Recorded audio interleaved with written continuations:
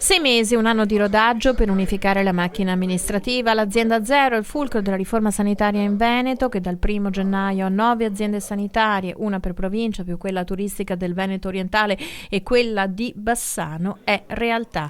Cambiano i nomi e i numeri delle ULSS, confermati i direttori generali già incaricati, anche con ruolo commissariale, per le realtà accorpate. Che è quella fase che ci permette di trasferire conoscenze, uomini e donne e ovviamente attività dalla regione all'azienda zero. Nessun abbandono, avremo 68 ospedali come prima, avremo il direttore generale provinciale e poi a cascata negli ospedali ci saranno i direttori sanitari, i direttori del sociale e il direttore dell'ospedale. Quindi avremo delle figure ancora più specifiche rispetto al presidio ospedaliero. Ci può essere un futuro con un'unica ULSS regionale? Lei qualche volta ha carezzato questa idea?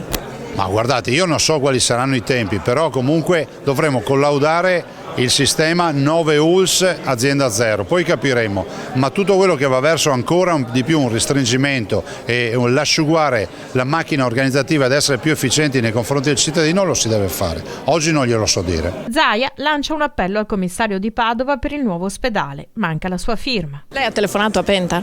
No, non ho telefonato, però sono convinto, io l'ho conosciuto, a me sembra un galantuomo e una persona per bene e spero che possa sbloccare questa situazione, perché oggi lui di fatto è il dominus. Se il dottor Penta non firma l'accordo significherà che noi veneti dovremmo ancora aspettare mesi e mesi per veder firmato questo accordo. La sua presenza a Volpago del Montello?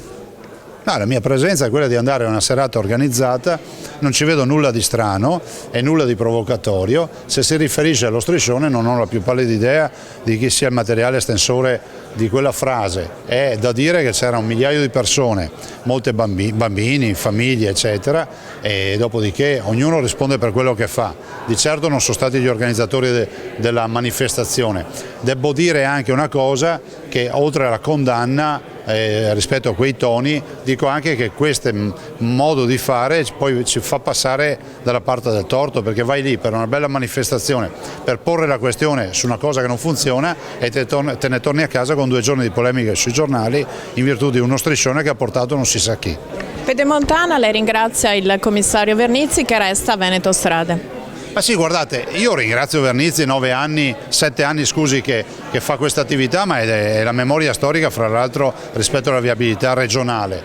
Ha fatto un ottimo lavoro, penso che il frutto di questo lavoro lo si veda già ampiamente nei territori. Resta comunque uomo di Veneto Strade, capo di Veneto Strade, e seguirà la viabilità regionale. Per cui anche chi ha voluto far passare l'idea che c'è un cambio di marcia su tutto, penso che debba un po' forse studiare un po' di più.